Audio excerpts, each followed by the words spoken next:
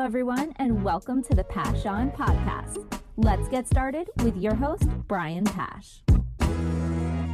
Hi, this is Brian Pash, and welcome to another exciting podcast interview. I'm with Connie Gundrum. She's the Chief Marketing Officer from CF Search Marketing. And today we're going to be talking about generative AI search and, well, the changes that are going on with AI and SEO, with Google search, and maybe how people will find things on the internet in the future, which means that dealers need to work with an agency that's staying ahead of these changes. Connie, welcome to the show. Thanks, Brian. Excited about our chat today. Yes, and thanks so much for being a supporter of dealer education, coming out to the Modern Retailing Conference in November. It's not going to be a far commute for many people at CF Search Marketing because you're right in West Palm, and the conference is in the beautiful O Hotel in Palm Beach. So, Connie, let's start with some basics. Dealers have assumed in general that SEO hasn't changed much, and basic Google search hasn't changed much, with the exception of maybe the introduction of VLAs. But when people start playing around with generative AI tools and the wealth of information that comes back, people's eyes are opening up.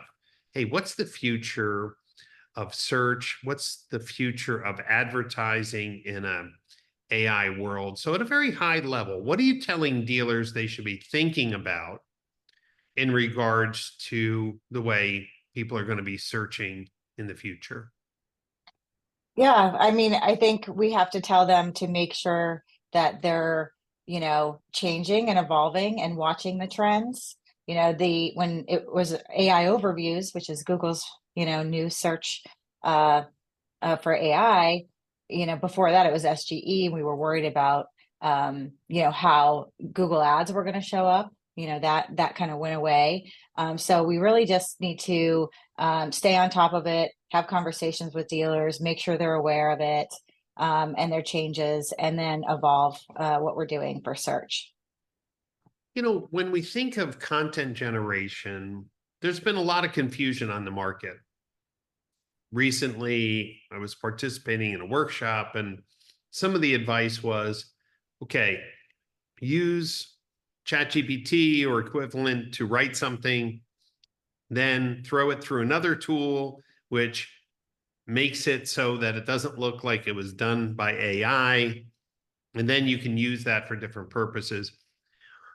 What are you telling your dealers about content generation and SEO? Because, it's how people search, and the AI tools for search are impactful. But then the other issue is, how do they get their content to show up more frequently when people are asking these questions, which I think the way people search is going to change, right? It's going to be more conversational, I think. So what are you telling them, and what is your team coaching dealers with and implementing? Because obviously you're writing content for dealers and helping them with their organic search visibility. What's your take on it right now? It goes back to strategy. So, you have to know the dealership, what they need to sell, what sells in their area for their market, their top search models, the latest, newest, hottest models coming out, the top inventory that they have, and then what questions I think are important that their customers are asking, because a lot of these AI-based search responses are question based, they're informational. So what questions are your own customers asking you? And we're finding high volume search phrases and queries, with tools, right? AdWords keyword planner or SEMrush keyword tools and things like that. But I think it starts with the quality conversation with the dealer, knowing the dealer's market, looking at the market master, making sure that you're on the right track.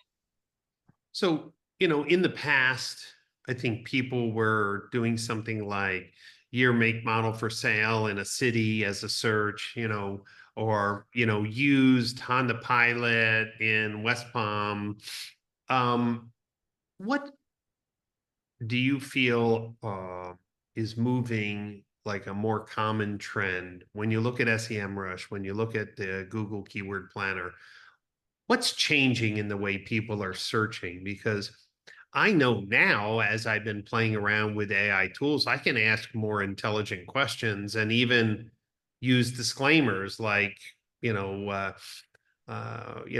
is, the best restaurant that also has takeout for under 25 bucks or something. You know what I mean? Like Google's able Yeah. to start to asking questions instead of saying best Chinese restaurant near me. So what are you seeing that the keyword planners or SEM rush, what's changing in the way that consumers will find dealers?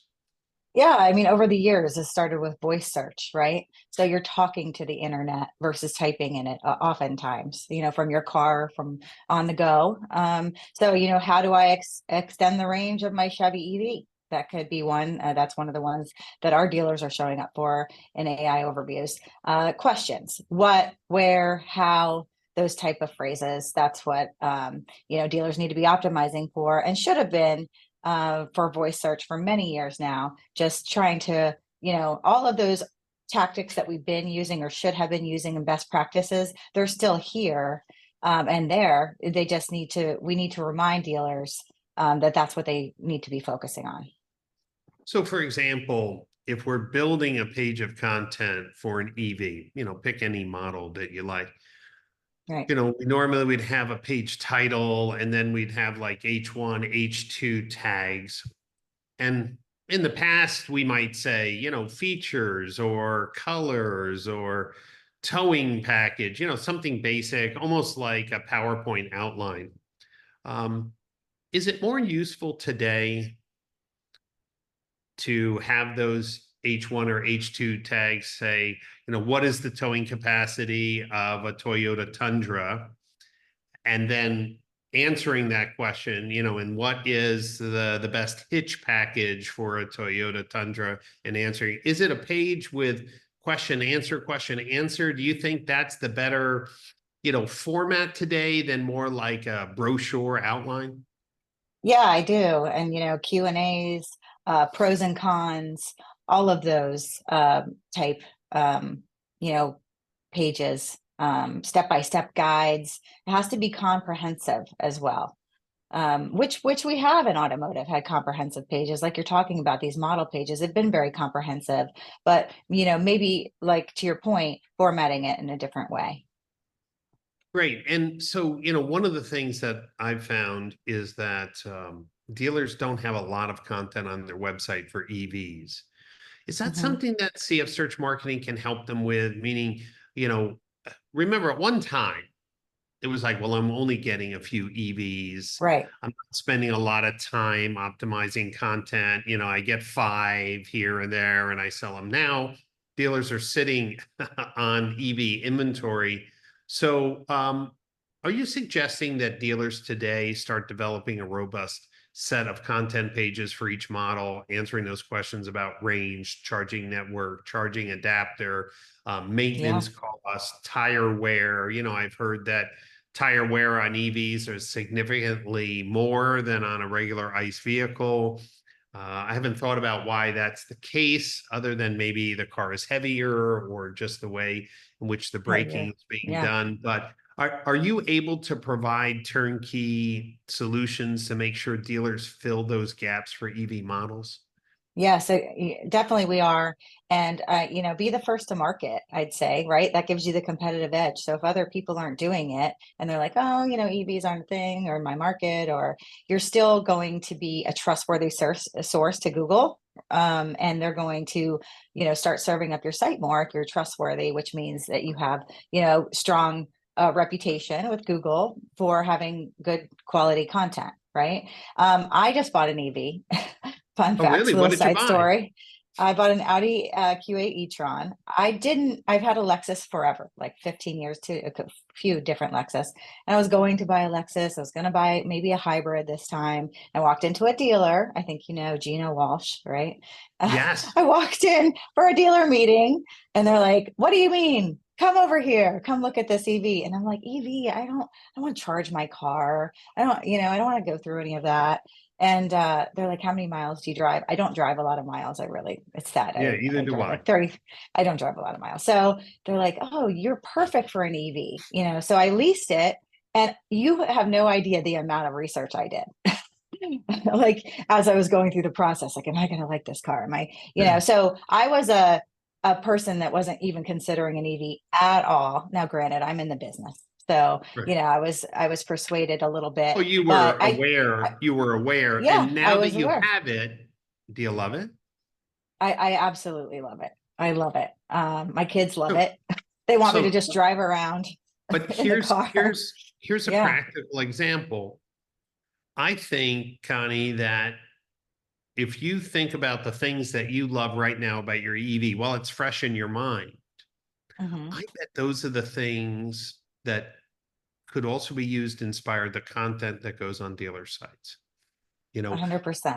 Yeah. why should I buy an EV now? And if you think of like, if I ask you like, are you happy with your EV? And you're Yeah. saying yes. Okay, give me 5 reasons why you're happy now that you purchased one. I think that's like a Q&A thing. Right. Former ICE, consumer switches to EV, and here's Connie's 5 reasons why she's super happy she made the plunge, right? I think we need to be thinking a little bit more about what are the benefits of EV? Am I going to be disappointed after I buy my EV? And what are right? What are the fears? Right. What do you love about your EV? Give me, if you had to write an outline, what would be 5 bullets? We don't have to go into details, but what Yeah. comes to mind? Definitely the technology, the Okay. speed, the quickness, Okay. and Responsiveness. Yeah. yeah, responsiveness. It's just very high tech, and I like how quiet it is. Quiet. So yeah, And and your I kids like love it. not Number 5, and your yeah, kids love it. and it's easy. It's easy to charge. I charge it in my garage, so it's much less. I was fearing. Everybody talks about range anxiety.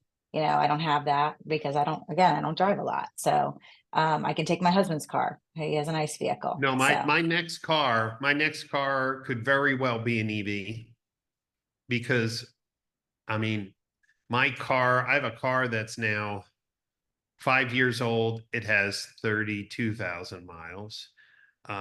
And my wife's car is probably 4 years old and she has 30, so we're driving less than 10,000 miles a year.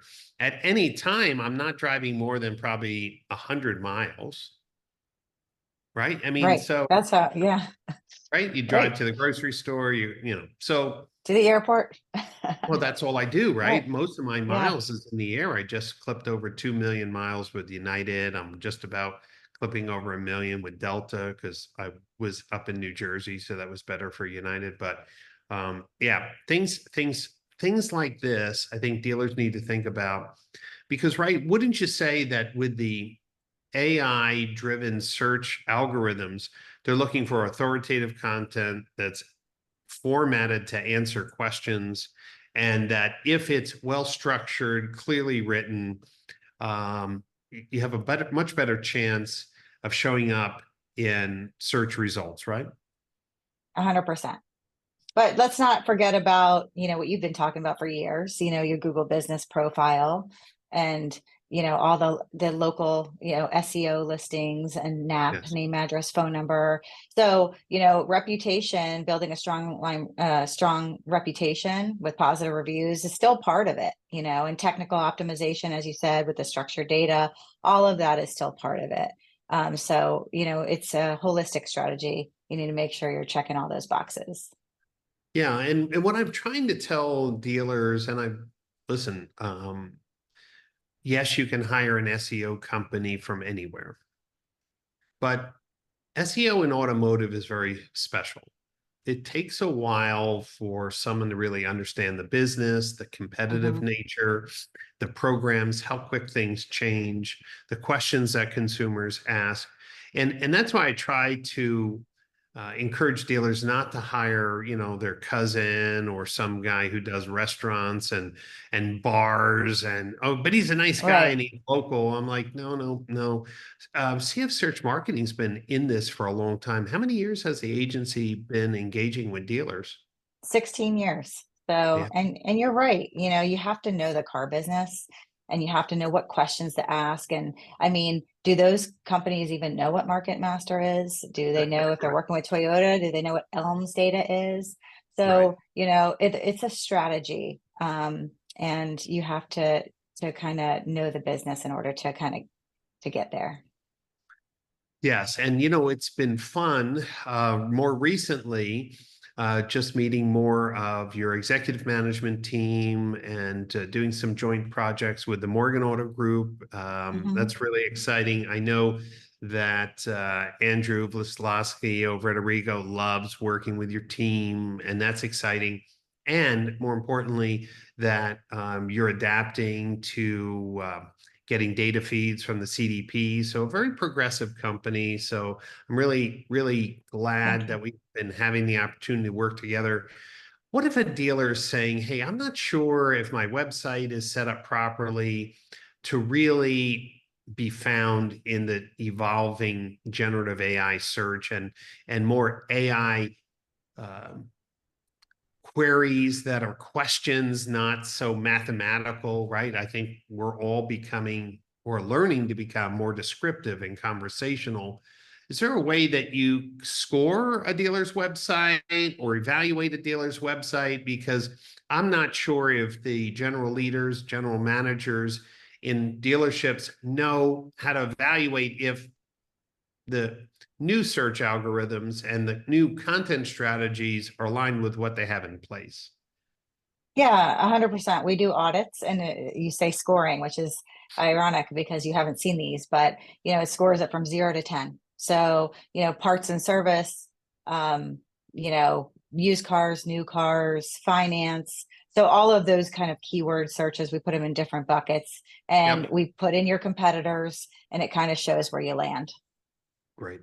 When you think about the strategies you have to support dealers and making them successful, what's one thing that you want to tell the dealers on today's podcast that are looking for an agency that has experience? Obviously, CF Search Marketing is in a number of the OEM co-op programs as well.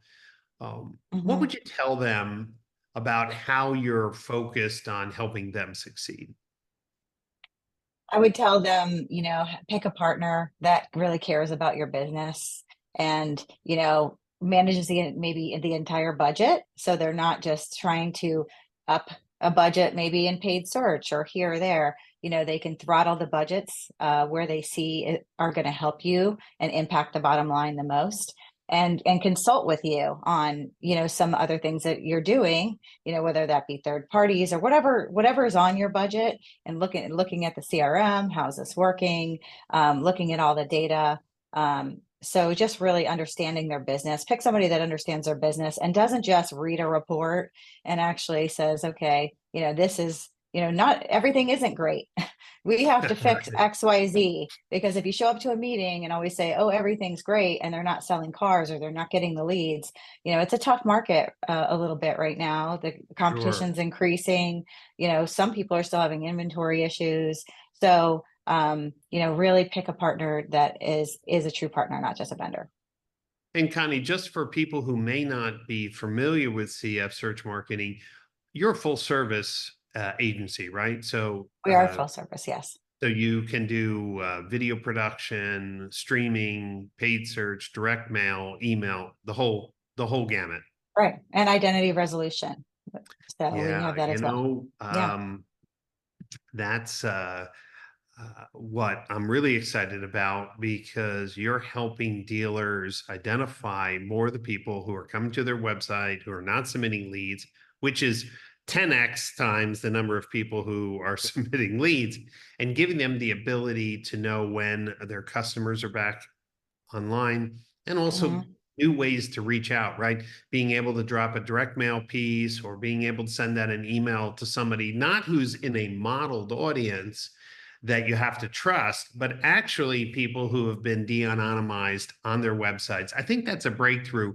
So dealers must be super excited because with identity, right, they're seeing significantly more sales opportunities each month through the de-anonymizing of consumer data. Is that correct?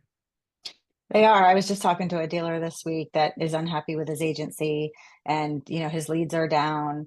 And I was showing him, some of Morgan's actually results. They had 300 leads in 1 month, just off of that, and not to mention, what the audiences do for their other channels, right? And once they plug them in, to the other, advertising that they're doing. So it definitely can help dealers in a number of ways. So it's something that when I look at a dealer's budget, again, I say, you have to have this. Yes. Like, Yeah. we're putting this in your budget. We're going to Yeah. make this part work because this is going to help everything else that we're doing be more successful. So, Yeah. So, I've said in writing that with identity resolution, dealers can easily double the number of sales opportunities per month. And that's because of identity resolution. If you think about it, 1% to 2% of the traffic that comes to a dealer's website submits a form. That's it. And maybe another 4% to 8% call. So 90% of the traffic effectively stays anonymous until the last minute or just shows up. And being able to de-anonymize the people who come to the website, which are thousands of people a month, gives dealers more opportunities to reach out to existing customers before they defect. It also gives them the ability to drop a direct mail piece to people who visit their website, right? Because you can find out where this person lives.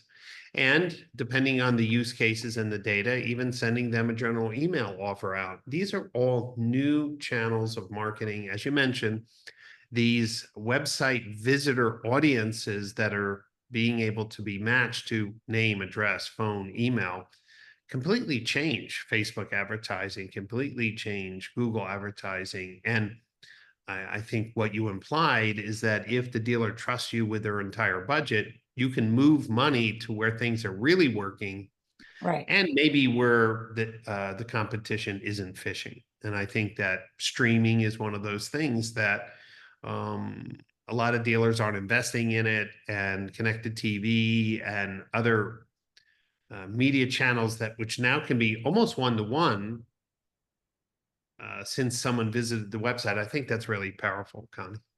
Yeah. And then I'd also like to mention, there's BDCs are having better conversations with a customer. That's something that we often don't talk about. They know what they were looking for, Yes. so, if they were looking at used and new, maybe, that steers the conversation. If they're looking at all SUVs, et cetera. So the dealers really like that part. The dealers that use it like it's supposed to be used really get a lot out of that part as well. Yeah, and I'm glad you brought up about if the dealers use it. When you add identity resolution, you could see when people abandon a service scheduler or abandon a trade form or abandon a digital retailing tool. The real question is, does the dealer have enough leadership to handle those new opportunities? And not all do. And sometimes they do the wrong thing because they're not staffed properly, which aggravates consumers too. So we need to be ready, and I will definitely be talking about it at the Modern Retailing Conference, of what identity resolution does to really change the economics of the dealer's website. Connie, you mentioned audits and the ability to look at a dealer's budget, make some suggestions. What if somebody wanted to take you up on that offer, a dealer or dealer group who's watching? How do they get in touch with you? You can go to our website, cfsearchmarketing.com, where we actually have identity resolution on our own website. You'll see get a free audit. It's going to pop up. Or you can just email us at sales@cfsearchmarketing.com.